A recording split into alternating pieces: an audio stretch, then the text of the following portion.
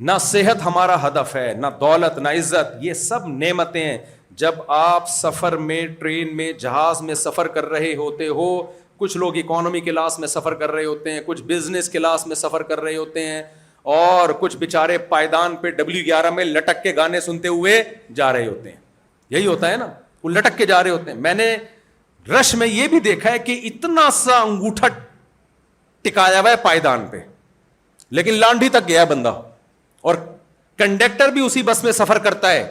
اتنا رش ہوگا بس میں، چوہے کے گزرنے کی جگہ نہیں ہوگی، لیکن کنڈکٹر اس دروازے سے چڑھے گا، سب سے کرایہ لیتا ہوا اس دروازے سے اتر جائے گا، سب کی جیب کٹے گی، اس کی جیب نہیں کٹے گی. تو سفر میرے بھائی، کسی کو ونڈو سیٹ مل جاتی ہے، کسی کو بزنس کلاس میں سیٹ مل جاتی ہے، کوئی PIA میں سفر کرتا ہے.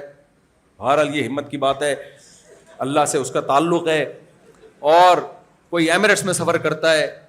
لیکن دنیا میں ایسا احمق اور ایسا بے وقوف دیکھا جو بزنس کلاس میں سفر کر رہا ہو اور اسے ان سیٹوں سے محبت ہو جائے. ہیں کیا یار، یا کیا سیٹ ہے یار، بٹن دبایا، اوہ پیچھے جا رہی ہے سیٹ. کسی غریب آدمی کو لے جا کے آپ نے جہاز کے جو فرسٹ کلاس ہوتا ہے اس میں بٹھا دیا، لے بیچارہ جھونپڑی میں رہتا تھا، اب کوئی ایمرجنسی ہو گئی، فرض کریں دبئی میں اس کا کوئی ریلیٹو رہتا ہے جس کی ڈیتھ ہو گئی، فرض کریں اس کے ابا کا انتقال ہو گیا وہاں دبئی میں، اب اس کو جنازے میں جانا ہے. ڈیفنس والے کو ترس آیا، اس نے زکوٰۃ سے اس کا بزنس کلاس کا ٹکٹ کرا دیا کہ بیچارے کو غم ہوا ہے، اس کو دبئی جانا ہے اور اکانومی میں سیٹ مل نہیں رہی، بزنس میں ہی مل رہی ہے، بیچارے کو پہنچنا ہے، چل یار جا یار باپ کے جنازے میں شرکت کر کے آ جا. اب یہ جھونپڑی سے، گندے نالے سے نکلا، کبھی اس نے بزنس کلاس دیکھا نہیں، وہاں بیٹھا تو بھائی بٹن دبایا، پیچھے بٹن دبایا، آ گئی. یہ خوبصورت سی ایئر ہوسٹس، جس سر آپ کو کیا چاہیے، اس نے ایسی کبھی خوبصورتی گندے نالے میں دیکھی نہیں. وہاں ایسی عورتیں تھیں جو اندھیرے میں نظر ہی نہیں آتی تھیں اس کو. میں نے افریقہ میں دیکھا، ایک افریقہ میں نا ایک بالکل، یعنی ایک ڈیٹ لگ رہی تھی، ڈیٹ، ہم کہیں گاڑی میں جا رہے تھے تو ڈیٹ، دونوں ڈیٹ، لڑکا لڑکی ہوتے نا ڈیٹ مار رہے ہوتے. میں نے کہا یہ ایک دوسرے کو نظر کیسے آ رہے ہیں؟ ڈیٹ کے لیے ضروری ہے نظر تو آئے نا، لیکن بہرحال ہر ایک کا اپنا ایک ذوق ہوتا ہے. خیر، اب آپ نے کیا کیا، اس غریب مسکین کو بزنس کلاس میں بٹھا دیا، وہ تو اس کی تو پانچیں کھل گئی وہاں. اتنی خوبصورت ایئر ہوسٹس اس نے کبھی نہیں دیکھی، اور اتنی تمیز سے اس سے بات کر رہی. اس نے بیچارے کو W11 کا تجربہ تھا، جہاں کنڈکٹر گالیاں دے کے کرایہ نکلواتا تھا اس سے، اور دھکے دے کے نیچے ہمارے یہاں بسوں میں تو اتارتے تھے نا، چلتی ہوئی بس سے اتر جا بھائی.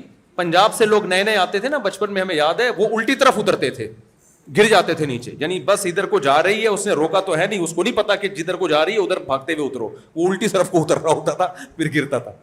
تو اس نے یہ عزت دیکھی تھی اپنی. اب وہاں جا کے بھائی ایئر ہوسٹس پوچھ رہی ہے آپ کو کیا چاہیے، تھوڑی تھوڑی دیر کے بعد ٹاول لے کر آ رہی ہے گرم، اس کو یہ نہیں پتا کیا کرنا ہے اس سے. پھر جناب اس سے آپ چٹنی کھائیں گے، کباب کھائیں گے، بریانی کھائیں گے، کیا کھائیں گے، پوچھے جا رہی ہے. 2 4 6 8 10 گھنٹے کا کوئی بھی سفر. اس کے بعد اب یہ پھوٹ پھوٹ کے رو رہا ہے نیچے، میں نہیں جاؤں گا، مجھے یہیں رہنا ہے، میں نہیں جاؤں گا. اتنی اچھی سیٹ تھی اور ایسا بہترین ٹیمپریچر، پنکھا جب چاہو اپنی طرف کر لو، جب چاہو پڑوسی کی طرف کر لو. اور اس کو اپنی بیوی یاد آ رہی ہے کہ ایئر ہوسٹس بٹن دباتا تھا، چائے لے کے آ رہی ہے، ادھر بٹن پہ پاؤں رکھ کے کھڑا ہو جاتا ہوں، کوئی رسپانس نہیں. ایئر ہوسٹس کو 3 دفعہ ایک کام کہیں 3 دفعہ کرے گی. بیگم کو آپ نے دوسری دفعہ کہہ دیا، آگے سے اینٹ کا جواب پتھر سے آئے گا. ایئر ہوسٹس سے آپ کہہ دیں نا کہ دیکھو تم چائے بنا لو، کائنڈلی ذرا 1 کپ ٹی اور مل جائے گی، تھینک یو. وہ الٹا شکریہ ادا کرے گی آپ کا کہ آپ نے اس کو کام کا بولا، تھینک یو سر، لے آئے گی چائے. بیگم کو آپ نے بولا چائے بنا دو ذرا، اندھے ہو نظر نہیں آ رہا، چولہے پہ تو کھڑی ہوئی ہوں، کیا خیال، چولہے پہ کھڑی ہوئی ہوں، کیا توے پہ بیٹھ جاؤں، توے پہ بیٹھ جاؤں. تو آپ بتاؤ، وہ جب یہ ماحول دیکھے گا گھر جانے کا دل چاہے گا، اس کا دل چاہے گا گھر جاؤں. اب رو رہا ہے پھوٹ پھوٹ کے دبئی پہ اڑ، یار یہ سب نعمتیں مجھ سے چھن رہی ہیں. اور کامیاب لوگوں کی علامتیں اگر پائی جائیں نا تو ہمیشہ بزنس کلاس ہی میں سفر ہو. اس سے لوگ بولیں گے بھائی صاحب یہ تھوڑے ٹائم کے لیے تیرے کو پروٹوکول دے دیا تھا، اتر جا بھائی جا. اور پھر واپس، ابھی تو دبئی ہے، جب واپس جائے گا نا اسی گندے نالے پہ. اب تو حکومت نے وہ ناجائز تجاوزات کی وجہ سے وہ نالا بھی توڑ دیا ہے، اب تو وہ بھی نہیں ملے گا تجھے، فٹ پاتھ پہ سوئے گا جا کے.